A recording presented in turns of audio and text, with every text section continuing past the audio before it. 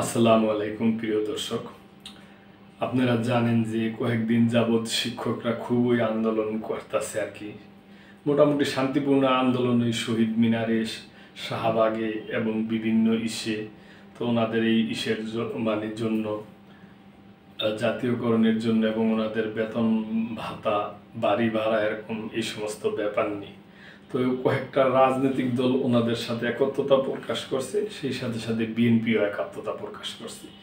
ওই ব্যাপারে নিউজ, শিক্ষকদের আন্দোলনে বিএনপির একাত্মতা, পূর্ণ জাতীয়করণের আশ্বাস। বেসরকারি শিক্ষা প্রতিষ্ঠানের এমপিওভুক্ত শিক্ষক কর্মচারীদের 20% বাড়ি ভাড়া বৃদ্ধি সহ বিভিন্ন দাবিতে চলমান আন্দোলনের সঙ্গে একাত্মতা প্রকাশ করেছে বিএনপি।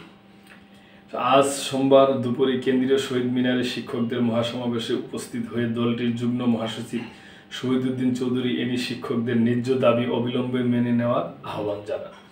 গত রবিবার সরকার এমপিওভুক্ত শিক্ষক কর্মচারীদের জন্য মূল বেতনের 5% হারে বাড়ি ভাড়া বৃদ্ধির প্রজ্ঞাপন জারি করে। তবে আন্দোলনকারী শিক্ষক শিক্ষার্থীরা এই প্রজ্ঞাপন প্রত্যাখ্যান করে আন্দোলন চালিয়ে যাওয়ার ঘোষণা দেন। তারই অংশ হিসাবে আজ সোমবার জাতীয় শহীদ মিনারে তারা মহাসমাবেশ করছেন এবং একই সঙ্গে চলছে আমরণ অনশন।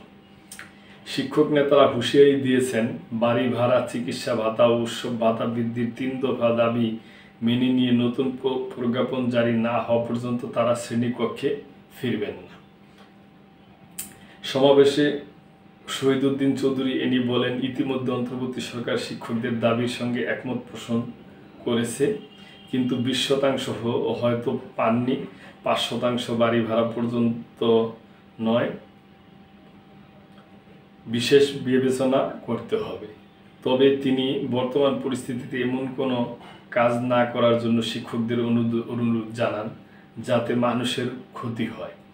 বিএনপির ভারপ্রাপ্ত চেয়ারম্যান তারেক রহমানের পক্ষ থেকে শিক্ষকদের দাবির প্রতি নীতিগতভাবে একাত্মতা প্রকাশের কথা জানান এনি।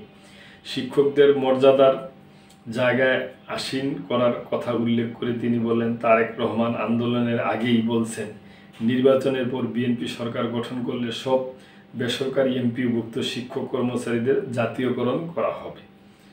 একটি ছোট কথা নয়, কমিটমেন্ট। দলের পক্ষে আবারও অবহিত করলাম। তো প্রিয় দর্শক, আমরা আশা করব যে সরকার এটা পুনর্বিবেচনা করবে। তার কারণ ওনারা তো এখন এইভাবে আন্দোলন করতেছে, প্রতিটা শ্রেণীকক্ষে পড়াশোনা তো বন্ধ আছে, আর ওনারা তো মানুষ গড়ার কারিগর। ওনাদের যদি একটু ছাড় দিয়ে হইলেও সমস্যাটা সমাধান করা যায়, এটা সরকার পুনর্বিবেচনা করবে আমাদের আশা। তো প্রিয় দর্শক, এ ব্যাপারে আপনাদের কোনো মূল্যবান মন্তব্য থাকলে অবশ্যই করবেন, কমেন্ট করবেন এবং লাইক, কমেন্ট, শেয়ার করে সাবস্ক্রাইব করে মেম্বারশিপ নিয়ে আমাদের পাশেই থাকবেন। আল্লাহ হাফেজ।